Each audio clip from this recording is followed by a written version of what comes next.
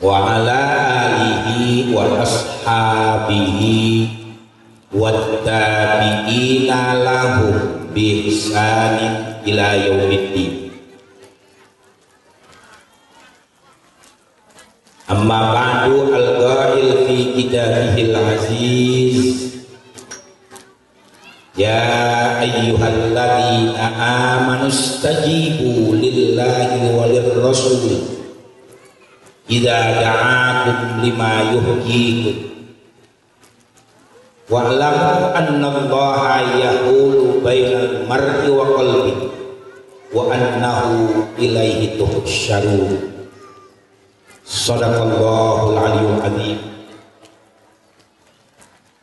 Al-mukarramun, para asatidzat, para guru-guru, para tokoh agama, tokoh masyarakat, para asatidzat, para ustadzah, ibu-ibu, pimpinan majelis ta'lim, terutama Bapak Lurah yang sudah menyampaikan kata sambutannya, segenap panitia tabligh akbar sekaligus panitia Maulid Nabi besar Muhammad sallallahu alaihi wasallam, para pemerintahan yang saya hormati, para undangan kaum muslimin dan muslimat, terutama keluarga perumahan Bumi Inti Persada yang sama-sama dirahmati Allah Subhanahu wa taala. Alhamdulillah, kita panjatkan puji syukur kepada Allah Subhanahu wa taala yang Rahman dan Rahim,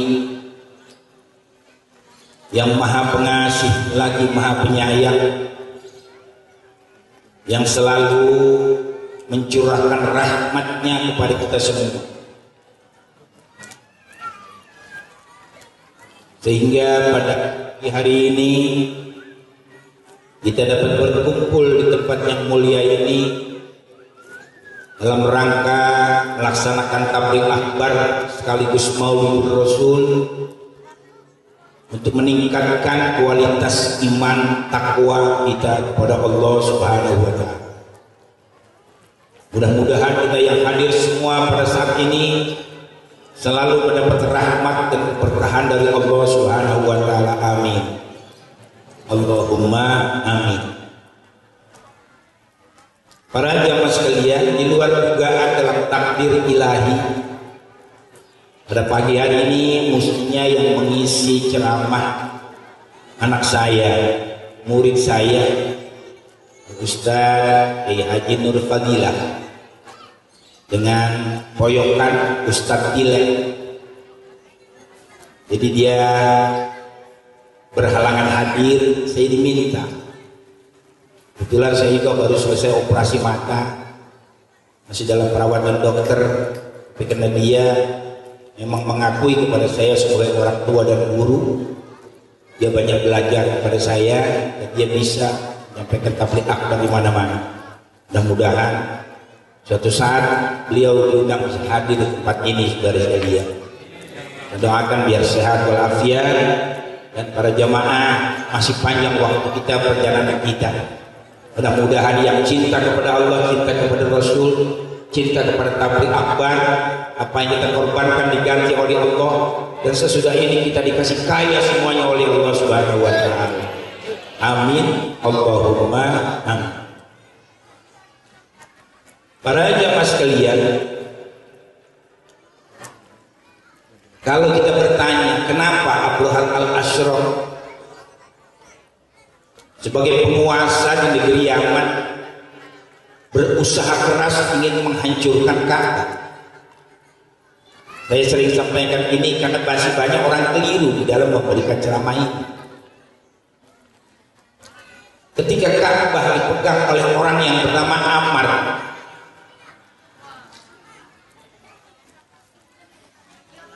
mengalami kemajuan yang sangat baik sekali,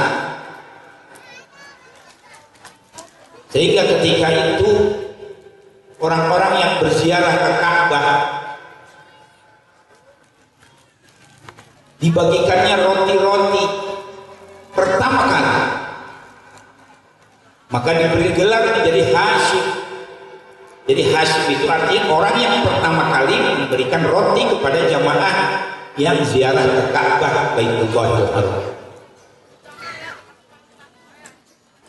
Meninggal dunia diganti oleh putranya yang bernama Syaibah. Kenapa diberi nama Syaibah? Karena ketika lahir rambutnya ubanan, masih bayi rambutnya putih semua. Ketika memimpin Ka'bah mengalami kemajuan yang sangat signifikan.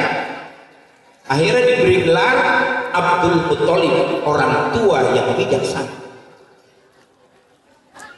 Makin luar biasa orang yang berziarah ke Ka'bah. Ya mudah-mudahan kita yang belum pergi haji, belum umroh, besok bisa haji, bisa umroh. Amin, Allahumma amin. Sekarang Mekah sudah mulai dibuka kembali untuk haji Indonesia khususnya. Insya Allah mudah-mudahan diberi rezeki yang halal. Amin ya Rabbal alamin. Para jamaah sekalian, akhirnya Abrahat al-Asram, penguasa di negeri Yaman, iri hati,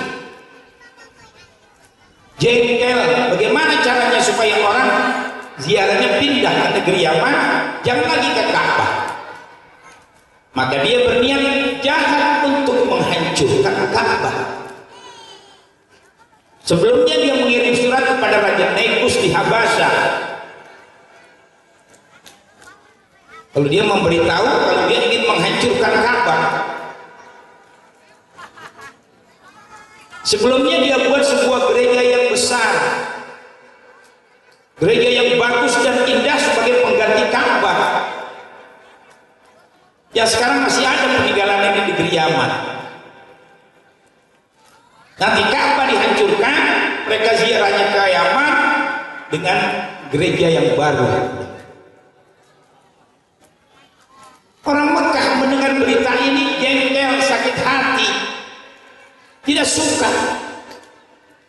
Salah seorang dari suku Quraisy, dari suku Kinanah, berangkat ke negeri Yaman. Sampai di Yaman dia masuk ke dalam gereja dan dia buang air besar di dalam gereja. Cek Sundate modal. Jadi gereja yang baru belum dipakai dibelain sudah. Ada laporan kepada Abrahat al-Asram, dia sangat marah. Memang dia sudah niat ingin menghancurkan Ka'bah, tambah gereja yang baru dibuat dibelain oleh orang Mekah. Inilah yang menjadi pemicu, yang menjadi penyebab. Udah sekarang saja kita kerahkan pasukan untuk menghancurkan Ka'bah. Ada pasukan berkuda lengkap dengan perisai, ada pasukan otak lengkap dengan tombak, pedang, anak panah. Ada yang berjalan kaki tidak kurang dari 60.000 orang. Dan ahli tafsir mengatakan yang paling besar adalah pasukan bala tentara gajah.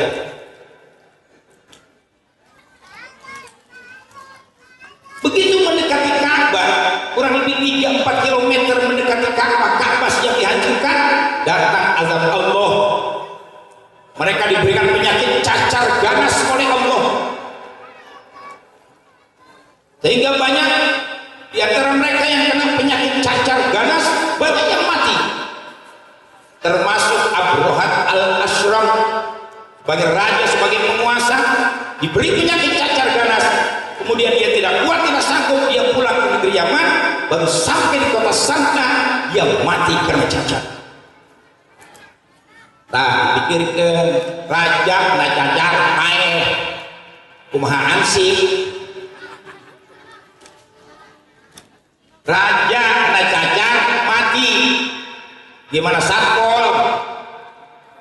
Gimana kita? Lalu bagaimana dengan pasukan bala tentara gajah? Ini ayatnya, wa arsala alaihim tayran ababi. Ini besok jangan salah lagi. Guru di sekolah kadang-kadang bicaranya burung ababil. Tidak ada burung ababil. Gak ada ababil, muradifnya aku aja banyak. Ada ababil penyanyi dangdut, Yunita ababil. Kalau burung ababil tidak ada, saudara-saudara. Makanya kalau kita menerjemahkan surat Al-Fil, jangan diartikan melihat. Alam taro kaifa fa'ala rabbuka bi ashabil fil. Jangan diartikan melihat, karena ini masalahnya sudah 1400 tahun lebih yang telah lalu. Jadi bagaimana terjemahnya? Apakah kamu tidak memperhatikan bagaimana ketika Allah bertindak dengan pasukan bala tentara gajah? Alam yan'al kaidahum fi tadlil, Allah menggagalkan tipu daya mereka menjadi sia-sia. Gajah yang besar-besar siap menghancurkan Ka'bah. Wa arsala alaihim tayran ababil. Tarmihim bihijaratin min sijil faja'alahum ka'asfin ma'kul. Allah mengirimkan burung yang begitu banyak dipacok di kaki kiri, kaki kanan. Batunya dari mana? Dari neraka sijil. Bayangkan coba. Dilempar mereka semuanya. Hancurlah mereka seperti daun dimakan ulat, saudara-saudara. Makanya hati-hati dengan urusan agama, hati-hati dengan urusan Allah dan Rasul. Allah pasti akan membela orang-orang yang benar. Nah kita kan di Indonesia ini lagi kacau terus agama kita. Karena banyaknya PKI di zaman sekarang yang duduk di Dewan Perwakilan Rakyat saja sudah 200 orang lebih PKI duduk di Dewan Perwakilan Rakyat. Belum lagi di tempat-tempat yang lainnya. Udah pemimpin kita ngomongnya ngaco terus. Satu Muharram dipindah, tanggal lahir Nabi 12 dipindah, sampai katanya bikin haji nanti nggak perlu bulan haji, bisa di bulan lain. Memangnya haji punya bapak moyang itu sebilanya. Aku jangan ngomong sembarangan kalian sebilang itu. Banyak ulama, banyak kiai. Nabi Muhammad lahir tanggal 12 Rabiul Awal dirubah. Namanya yang melahirkan Nabi siapa? Jokowi. Ada yang tersinggung saya ngomong gini? Mudah-mudahan umurnya pendek sebenarnya. Saya bilang, Megawati Jokowi apa itu 17 Agustus, jangan tanggal 17, tanggal 19 sekali lagi. Nggak berani dia. Ini manusia paling agung, manusia paling mulia, manusia paling sempurna, manusia paling bersih, manusia paling bertakwa. Bumi langit diciptakan karena beliau Rasul. Laulaka makhlukul aflah. Kalau tidak karena kau hai Muhammad Rasulku, tidak aku ciptakan dunia dan alam semesta. Alhamdulillah di perumahan seperti ini ada pengajian, mudah-mudahan biar makmur semua. Saudara-saudara sekalian, biar pada bersatu, jangan pada pecah belah satu dengan yang lain. Persoalan yang tidak prinsip jangan dijadikan jurang pemisah. Leres? Paham? Yang pakai usoli sah, yang pakai usoli sah juga, nggak usah repot. Saudara-saudara, yang azan 2 kali sah, yang azan sekali sah juga, nggak usah repot, nggak usah ribut, diketawain kita sama orang di luar.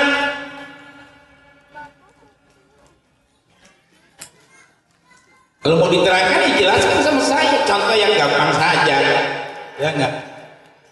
Tarawih 20 rakaat di zaman Nabi cuma 3 hari, setelah itu ditinggalkan sama Nabi. Makanya Imam Ghazali mengatakan bid'ah sunnah bid'ah. 20 rakaat, ada yang sholat 8 rakaat, bagus. Yang tidak benar, yang tidak benar, yang tidak. Itu kan selesai urusan. Kenapa harus ribut? Ya mudah-mudahan sini gak ada. Ini saya pesan dari sekalian yang usolli di luar sholat, bukan di dalam sholat. Kalau usolli di dalam sholat itu tidak boleh. Permulaan sholat apa ibu-ibu? Takbiratul ihram, Allahu Akbar. Enggak, habis Allahu Akbar baru usolli, batal sholatnya. Karena di dalam sholat sekarang yang dibaca ini mazhab Syafi'i di luar sholat, usolli fardhul jum'ati rakaataini, ada makmuman lillahi ta'ala, usollinya di luar sholat. Mas kayaknya saya jauhnya apa? Nyanyi juga boleh. Sebelum Allahu Akbar, saudara-saudara sekalian, hidup tanpa cinta bagai taman tak berbunga. Hai, begitulah kata para pujangga. Hidup tanpa cinta bagai taman tak berbunga. Hai, begitulah kata para pujangga. Aduhai, begitulah kata para pujangga. Tapi jangan cinta buta. Allahu Akbar. Boleh tidak? Batal atau tidak? Tidak batal. Orang usulnya di luar sholat, cuman siapa yang ngajarin sholat begitu? Siapa gurunya? Nah, ini yang perlu ditanyakan. Kalau soal batal tidak, orang usulnya di luar sholat. Oh, Mairama itu beda, dia bisa melihat orang jalan miring aja, dia bisa karang lagu. Yang lihat bunga begini dia bisa karang lagu. Saya sama beliau sudah tidak ada hijab, seperti keluarga, lebih dari keluarga. Kalau saya lagi nyanyi banyak orang bilang saya seperti Roma Irama. Padahal bukan, ala Roma yang kayak gua sudah dia. Saya jadi mubalik sudah 35 tahun lebih. Nanti ibu bisa lihat di YouTube, ada jubah hijau, ada jubah merah, ada jubah putih, ada jubah hitam, semua. Nilai itu memang anak kesayangan saya. Jadi waktu saya dakwah dia suka ikut saya, kemana saya dakwah dia ikutin. Banyak sekali rekaman saya ada sama dia. Jadi alhamdulillah dia sudah bisa meneruskan perjuangan saya. Cuman memang resikonya nggak seperti saya. Dulu saya zaman Soeharto sering keluar masuk Kodim juga gara-gara pidato, masuk Kodam sudah gara-gara ceramah, masuk Komdak sudah 3 hari gara-gara ngomong apa? KB. Ya, dulu kan ada begitu. Mari kita mengkabkan masyarakat dan memasyarakatkan KB. Ayo bapak-bapak ibu-ibu punya anak jangan buang, biar bapak ditangkap buang. Dulu zaman Soeharto.